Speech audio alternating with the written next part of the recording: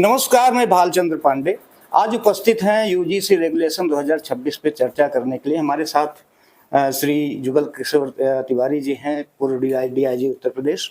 आज इनसे चर्चा करेंगे कि यूजीसी पे जो नियम आया है यूजीसी रेगुलेशन 2026, इसके बारे में आपके विचार जानना चाहेंगे कि जो सवर्ण समाज द्वारा यूजीसी रेगुलेशन 2026 का विरोध किया जा रहा है तथा इसकी तुलना 1872 में अंग्रेज ब्रिटिशर्स द्वारा लाया गया कानून 1872, जिसमें कुछ जातियों को चिन्हित किया गया था कि अपराधी हैं, ऐसा आरोप लगाया जाता था, उनसे तुलना की जाती है, उसी पर चर्चा करेंगे। सर, ये जो यूजीसी रेगुलेशन 2026 लाया गया यूजीसी द्वारा, क्या वास्तव में ये 1872 ब्रिटिशर्स द्वारा जो कानून बनाया गया था उससे तुलना की जा सकती है क्या? बिल्कुल, रॉलेट एक्ट से इसकी तुलना की जा सकती है, क्योंकि उसमें कुछ जातियों को जन्मजात अपराधी मान लिया गया था। और इस रेगुलेशन में भी जो सामान्य वर्ग की जातियां हैं, सामान्य वर्ग में आने वाले जो लोग हैं, उन सबको एक तरह से अपराधी मान लिया गया है, ऑपरेसर मान लिया गया है कि वो प्रताड़ित करते हैं। इसमें कुछ ऐसे भी प्राविधान हैं कि जिसमें अब उनको ये सिद्ध करना होगा कि साहब हमने इस प्रकार का कोई अपराध नहीं किया है, और जो शिकायत करता है वो जरूरी नहीं कि वो कोई और साक्ष्य ऐसा ला करके इस तरह से दे। और इसमें जो इक्विटी कमेटी बनाई गई है, स्क्वाड बनाया गया है, मतलब घूम घूम करके वो देखेगा। और सबसे खतरनाक बात इसमें यह है कि जो इसका 3 जो है आपका ई है, उसमें यह है कि प्रत्यक्ष या अप्रत्यक्ष या अंतर्निहित। अप्रत्यक्ष तो सब समझते हैं कि प्रत्यक्ष में हमने कुछ भी ऐसा नहीं किया, फिर भी आपने मान लिया कि अप्रत्यक्ष रूप से ये ऐसा कह रहे थे।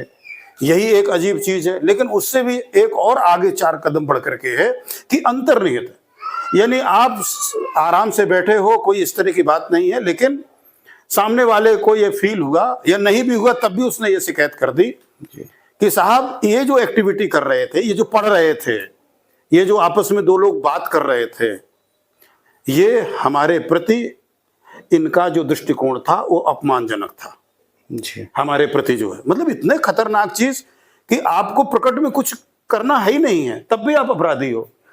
और फिर इसमें जो कमेटी में लोग हैं, उसमें से अनरिजर्व कैटेगरी के लोगों को नहीं शामिल किया गया, उनको ही मैंडेटरी किया गया है। वही शिकायत करता है, वही शिकायत सुनेगा, वही डिसीजन लेगा और वही आपको सजा निर्धारित करेगा।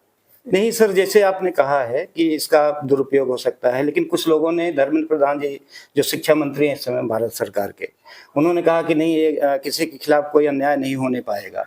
तो क्या उनके आश्वासन को भी दरकिनार कर दिया जाएगा उसके बाद भी? ये आश्वासन, उसका परिणाम भी तो देख रहा। धर्मेंद्र प्रधान कहाँ गायब है?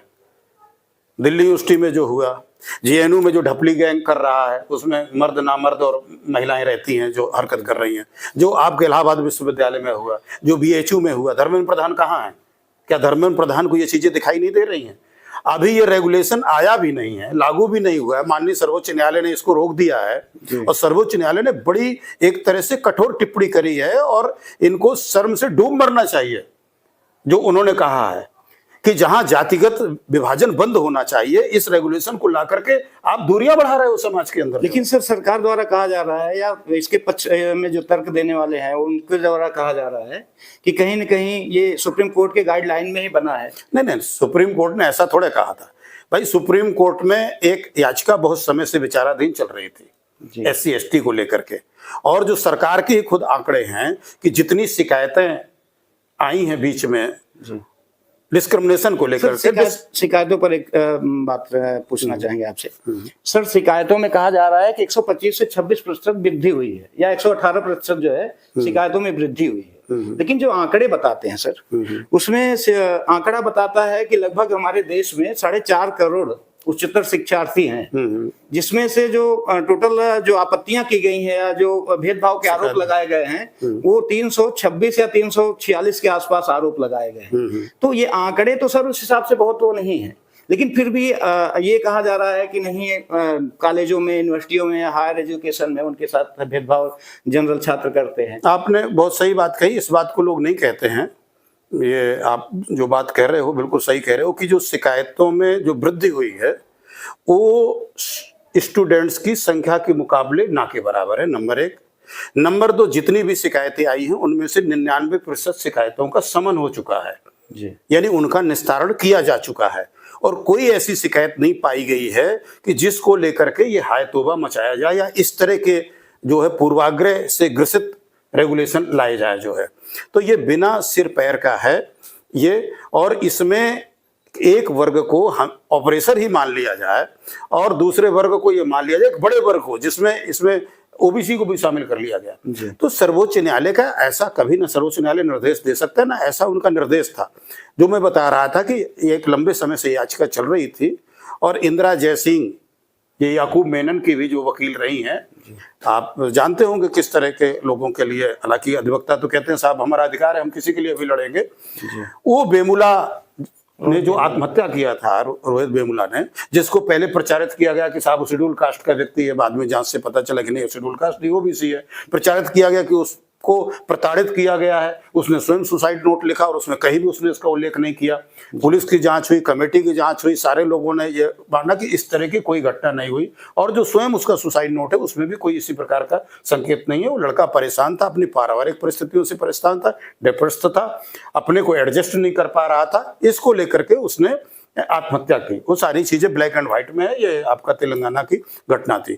उसकी मां को लाके इन्होंने पिटिशनर बना लिया, उसमें बना दिया और बड़े उससे जो है उसकी एक कमेटी बना दी गई। कमेटी में जितने लोग थे आपने देखा होगा, अध्यक्ष थे दिग्विजय सिंह और सारे लोग नेता, वो पूरी लिस्ट आपने देखा होगा, बांसुरी सुराज से लेकर के ढेर सारे लोग हैं। वो सब ये कह रहे हैं कि इस तरह की कोई बात नहीं, हमने जो किया उस तरह कोई बात नहीं थी। ये ड्राफ्ट कहां से आकर के अचानक गिर पड़ा, ये स्टेटमेंट आप लोगों ने देखो होंगे अगर ये लोग सही बोल रहे हैं। सर आपने जो कमेटी की बात की उसमें लगभग 17 सदस्य जो है बीजेपी के थे और उसमें ज्यादातर बड़े बड़े नाम या बड़े बड़े चेहरे शामिल थे, जैसे रविशंकर प्रसाद हुए, बांसुरी स्वराज हुई, बंगाल से बनर्जी जी हुए, ऐसे ढेर सारे बड़े चेहरे थे जो शामिल थे।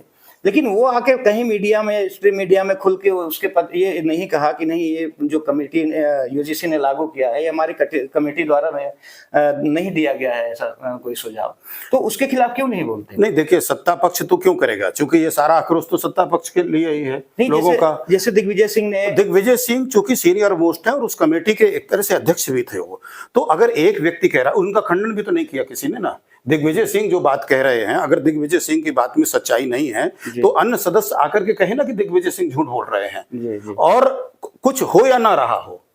अब जो हमारे सामने 8 पेज का ये रोलेट एक्ट आ गया है, ये तो खुलेआम दिखा रहा है कि साहब बिना माइंड अप्लाई किए, पूर्वाग्रह से ग्रस्त होकर के विश्वविद्यालयों का माहौल खराब करने के लिए और छात्रों का भविष्य बर्बाद करने के लिए। और कब आया?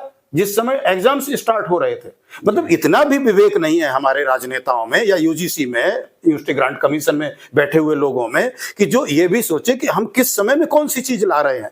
जब बच्चे एग्जाम देने जा रहे हैं, अपनी बोर्ड परीक्षाएं स्टार्ट होने वाली थी सब जो है, उस समय आप इसको ला करके रख दिया कि शांति से बच्चे अपनी परीक्षा भी ना दे पाए। वहां तो प्रधानमंत्री जी बात करते हैं, लोगों को सिखाते हैं परीक्षा में कैसे बात करो, कैसे परीक्षा, तो मन की बात में इस तरह की चर्चा करते हैं, और वहां बच्चों के लिए एक फांसी का फंदा बना करके रख गया है कि भाई जैसे तुम लोग ये हायर एजुकेशन के लिए, ग्रेजुएशन के लिए जाओगे विश्वविद्यालय में, वहां आपको पहले से एक फांसी का फंदा बना रहेगा। और ढेर सारे लोग वहां तैयार बैठे, मोर देन 50%, क्योंकि हायर एजुकेशन में तो रिजर्वेशन है ना, तो वहां मोर देन 50% लोग बैठे हैं जो आपको उस फंदे में लटकाने के लिए तैयार हैं। और वो घटनाएं लगातार हो रही, बिना ये घटनाएं शुरू हो गई हैं। तो क्या सर ये कहीं ना कहीं बच्चों या विद्यालयों में भेदभाव कम करने के लिए कम है, ये वोट की राजनीति ज्यादा आपको नहीं समझ? 100% ये वोट की राजनीति है और इससे वोट भी नहीं मिलेगा। इनकी राजनीति चौपट होने वाली है, क्योंकि समाज अब इतना मूर्ख नहीं है और वो समाज भी अब समझदार हो गया। जिस समाज के प्रोटेक्शन की ये बात करते हैं, जिस समाज के हित में ये लाया हुआ बात कह रहे हैं, उसके भी लोग अब खुल करके सामने आ रहे हैं। चंद लोग ऐसे हैं जिन्हें न पढ़ना है, जिन्हें न समाज में समरसता रास आती है, उनके वर्ग में से भी उन लोगों को रोटी सेकना है और वो नहीं चाहते। हकीकत में तो जो रिजर्व्ड क्लास है हमारा, उसका हक उन्हीं के लोग खा रहे हैं। पीढ़ी दर पीढ़ी उसमें जो नेता, चाहे ओबीसी वर्ग के नेता हो, चाहे SC/ST वर्ग के नेता हो, जो बन गए हैं, पीढ़ी दर पीढ़ी वो अपना चलाए रखना चाहते हैं। उनकी इस हरकत में उन्हीं के समाज के लोगों की नजर ना पड़े, इसलिए वो उनको भिड़ाने का काम करते हैं, उनको उकसाने का काम करते हैं कि इनको ये बताया जाए कि आपके असली दुश्मन तो ये हैं, जबकि असली दुश्मन वो स्वयं है जो वास्तव में शोषण कर रहे हैं और उनके वोट से अपना राजसी ठाट बाट चला रहे हैं, पीढ़ी दर पीढ़ी राजनीति चला रहे हैं। और उनको सिर्फ दिग्भ्रमित करने के लिए कि ये कहीं हमारी इस अय्यासी पर, हमारे इस मस्ती पर ये लोग उंगली ना उठाएं, इसलिए वो लोग ये है कि दूसरे से लड़ा दो। और सरकार ने भी यही किया। सरकार से की नीतियों से अधिकांश जनता असंतुष्ट हो चुकी है, आपको पता होगा। और कुछ बातें तो एफस्टीन फाइल वाली भी चल रही है, भगवान जाने क्या है, क्योंकि उसमें भी कोई स्पष्टीकरण तो आके दे नहीं रहा है। दुनिया भर के सोशल मीडिया में और इंटरनेशनल मीडिया में चीजें चल रही है। ट्रंप भी आके बोल रहा है उसको लेकर के। तो उसको लेकर के जो आक्रोश जनता में आता, उसको लेकर के पहले इनको लड़ा भड़ा डालो। जैसा अंग्रेजों ने कहा कि साहब हिंदू मुस्लिम कर डालो, जो इनको जो ये आपस में लड़ मर जाए, जो है उसी के समय खटर पटर सारा शुरू हो गया। वो तो लेबर गवर्नमेंट आ गई थी वहां पर इंग्लैंड में, और वो इस पक्ष में नहीं थी कि इनको मतलब दूसरे देशों को गुलाम बना के रखा जाए। अगर कंजर्वेटर पार्टी होती तो शायद हमारे और भी लोगों को शहीद होना पड़ता और आजादी हमें अभी ना मिली होती। तो क्या ये सत्ता में केवल बने रहने के लिए यूजीसी रेगुलेशन आया है? बिल्कुल, लोगों का दिमाग वर्तमान राजनीति और इसमें शामिल जो विभिन्न राजनीतिक दल हैं, उनका हर कदम सत्ता में बने रहने के लिए है। उनका एक भी ऐसा कदम वो नहीं गिना सकते हैं जिसमें जिस तरह का नारा देते हैं कि हम तो सबके लिए, और सबके लिए उन्हें होना चाहिए।